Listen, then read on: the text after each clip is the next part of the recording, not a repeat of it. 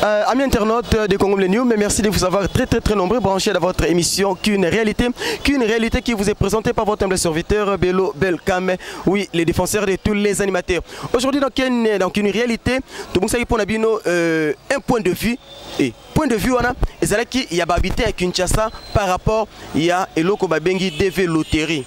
Na Kinshasa tout le monde a télémi ba jeune, ba papa, ba mpaka, tout le monde a tenté chance naé. Ba tout ba komi na boule, a beta DV loterie naé. Tant on a reçu chance, a reçu visa aux États-Unis. On se demande pourquoi Joana et Kangi Batu. Pourquoi tout le monde a besoin abima akima Kinshasa? Est-ce parce que Moussa les a passés? Point d'interrogation. Est-ce parce que tous les Quinois dirais-je, bah revakato ba lotaka Europe ou l'Amérique? Point d'interrogation. Suivons d'abord na Kinshasa, point de vue na bango, bongo tozonga pour un petit commentaire et puis to boucler ma solo. Bonjour papa. Bonjour mon frère. Bijou bazobet na Kinshasa ya DV loterie. Oui.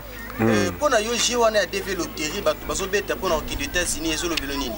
Bon, nga vraiment préfèrement pour na nini wana. Vraiment na moni yango eza bien té. Pour na wana presque batonga la moni c'est ba beti ba jiwana.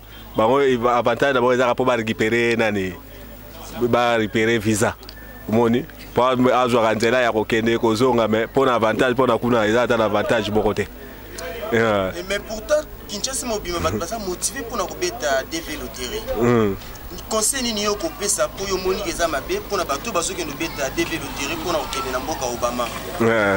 Bon vraiment que les conseils pour na moni vraiment presque au bakenda ba ye kozonga wa babi ba se retrouver eloko moko te ba komi kuna masolo masolo nde ba naye koyokela awa réalité ba naye koyebela ezande yango te ba ke se retrouver kuna okomo bakei oyoka na tongo ekomi ke note abimi na tongo musala koma ko sala ezaba akomi ko buka ba pomme na tongo amemi ko la muka 4 heures mais pendant que na mboka ne abana ko la muka la bata wana te que non pas se retrouver il faut vraiment au sala musala makasi sikoyo neti mususu ayaki ozonga bikeno ye a regretté pour musala na bana ko sala tika ko bebisa musala na yawa mais tant akomi kuna vraiment à se retrouver na eloko moko te abeti même 3 ans 3 ans beti ya pamba 4 ans musuza kelenge ya beti azaki soki docteur awo akende kuna a se retrouver na rien nda yeko zonga wa tozana bango na kati ya quartier vraiment bazo lela mingi babike no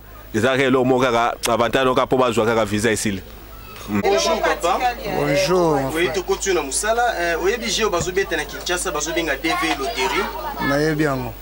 Pour yo jiwana bazobeta DV loterie, est-ce que eza malamu tu eza mabe? Eza na ba avantage tu eza pe na ba désavantage misusu.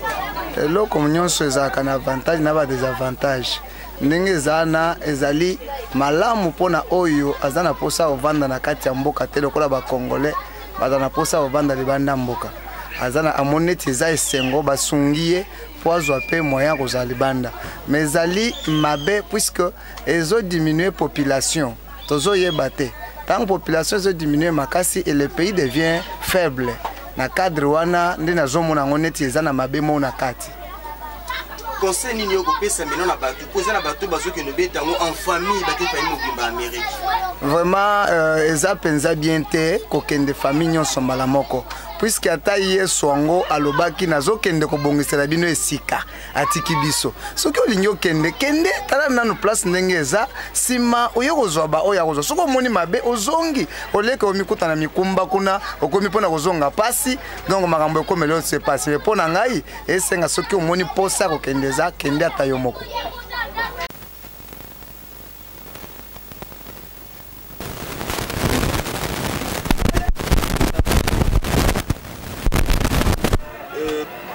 On a DV loterie et sur le belonini.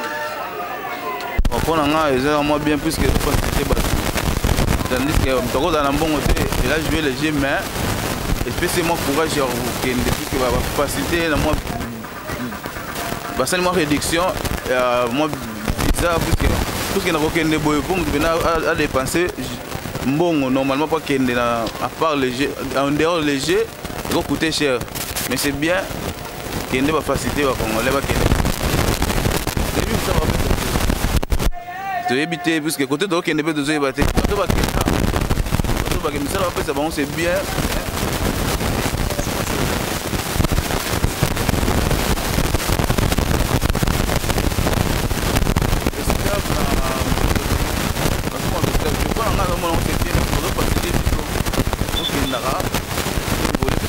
okenda tout le monde peut m'embrasser tout le monde bien osenga ke basala basi passe makambo ngamona na beta ki on puisque na okende pe ye bijo to subinga na kitchen ebi mon jeune a développé exactement pour faciliter biso na l'antique. Par exemple, quand biso a finaliste, ça les exécuter diplôme, mais on n'a pas eu les chances de recevoir la bourse. À travers la chance de carrière, on peut continuer à faire des malamu, ça les que ça la kimia nyos.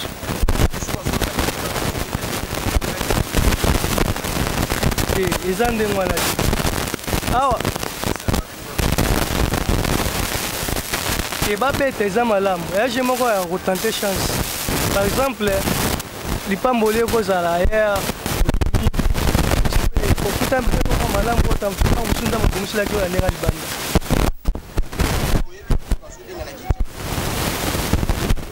Eh bien. J'ai tout facilité pour faire voyager parce qu'il y a une sur ceux qui ont une ambassade pour faire visa. Il y a les États-Unis à moi passé. Les amours passent à aux anambongo on a ceux qui ok pour faire ça au visa na ambassade que nos visas les États-Unis au voyager les amours passé mais devait et faciliter biso qu'on soit visa il y a au fêlé au local bien na au voyager.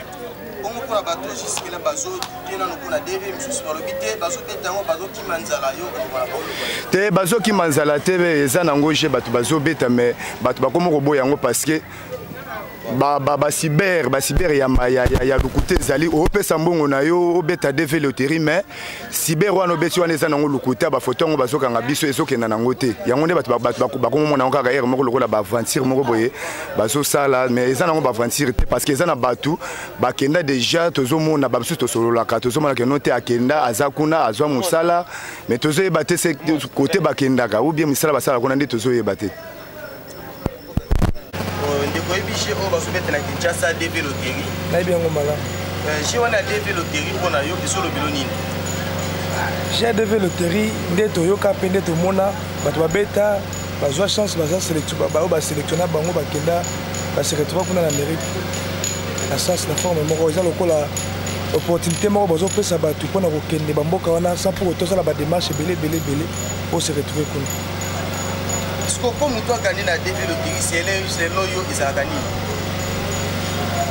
Il parle toyoka ke ba sélectionner. Ils ont ba critères. O balandelaka.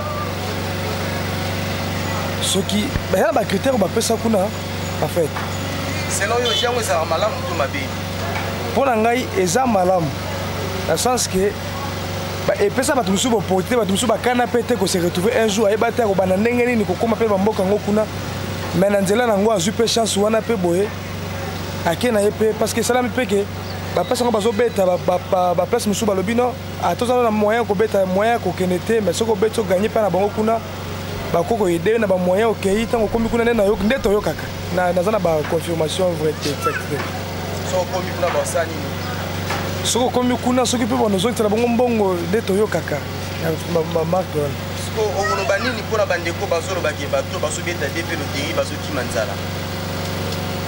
Tena ko exemple vraiment ko ki manzala te parce que tozo mona même na bato yo ba papa mikolo baza pe na pe bien et puis si ba ne ba beta.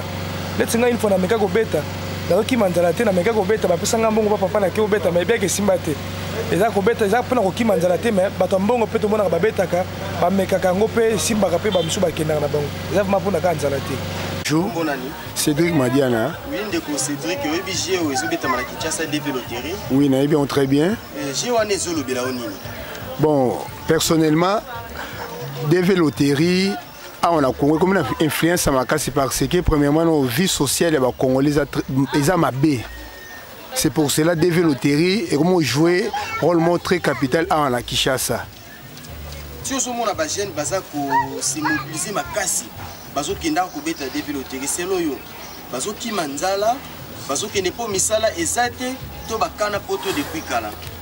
Bon réponse na ngeza hier so ba jeune ba mo beta DV loterie mingi na Kinshasa eza premièrement nzala donc vie sociale et habileté donc na Congo nyo c'est comment retenter chance donc on a repéré par exemple mon boy et comment le roi na Congo tu as bien j'ai mususu le roi parce que vendre à Paris Foot et comment le jeune aro qui ça la coupe mon boy quelconque a vu 10 000 francs ou 20 000 au moins la jeune a mis donc à 20 000 wana to 10 000 wana au nyoka manango ayo tantôt na Paris Foot à investir na jeu d'hasard. Voilà, à investir na jeu d'hasard. C'est pour cela donc na bato ba mo beta défait loterie ba mo tenter la chance. Donc Congo nous te remis la chance.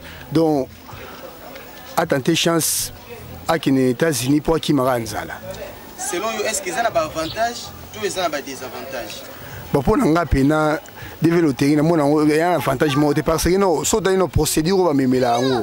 Donc une fois bâtir photo batiro photo on a ndo quand ça qui soki au participer à Gémoro Boya. Donc par exemple une série de questions va poser quelques questions répondre et après va sélectionner OK tant que la réalité il faut batiro photo par après va sélectionner photo donc moi on un peu bizarre pour nga moi on a un avantage moi côté photo on batali kaso elongo sepeli ni voilà batala ka elongo sepeli sio et sepeli si bango disons bakangi la photo so elongo donc on ça ba tirage donc na mona on PTG mo ba sélectionnera ba photo bakangi photo ba sélectionner photo so ka photo sepeli si bango to e ba te na se wana izaka ndenge nini donc ba sélectionnera photo lo nga mona ngo ya mystique yango wana ba e ba ta te na ngo atangi ba za seva mutu ba e ba katanga ou pas ba on zaka photo ba sélectionner donc pour nga na mona ngo conseil ni no pesa ba jeune oyo bazo boma nzoto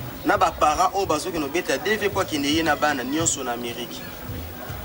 Bon conseil o pesa ba on peneza de pour autant la peine on vit au Congo na Congo to mené bon et là on a ça ba gente bosser kaka marimbo ya bien to bosser ba DV loterie wana donc ata bible condamné ba jeu d'hasard mingi là on va DV loterie wana ya bina jemo hasard parce que oye bato ke ça nini donc conseil ben on peut ça ba parents o ba tinda ba na ba DV loterie wana mbongo wana ndi ba pesa bana taba meka ko bunda na ke ba kinde ailleurs.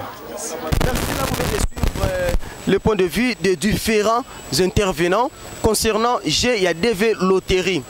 Ce qui est drôle, ce qui nous étonne, c'est que critères réellement au bazo zula ba tout pa sa mutu visa et banité. Mais seulement ba oyebi sokarake kangi sa photo na ba norme américaine et puis ba hôtel la photo na yo soki ba sepele na photo na yo ba zui yo. On ne sait pas basana ba poser ba to mi tout minene basana poser ba ta ba zolo minene ba to mis on ne sait pas. On ne sait pas comment faut batala elongi yabatu. Est-ce derrière ce DV loterie et ça na makambo e batamité toyebité mais ce qui nous fait seulement mal c'est que la République démocratique du Congo est en train de perdre sa jeunesse. Tous les jeunes Kinois ba komi na posa ba bima et ba longwa ba kende mupaya na mupaya. Finalement mboka oyo relève nani akozango ceux qui ba jeune plus grave encore même des parents responsables ba sangani tata mama na bana ba beti DV loterie na yebité bana boul nini ba okima nani pona makambu nini. Et qui sont dans suspense, mais Bolandeki, point de vue, il y a différents intervenants. Boyoki, et vous avez déjà une idée sur Oyo, Bakinois, Bazo pensé pour la DV loterie, heureusement pour la Bisso et Babelo Belcam, heureusement pour la Teddy, veut dire. Teddy Zalo que tu es habillé, ma sourana que tu es salarié, on est netité.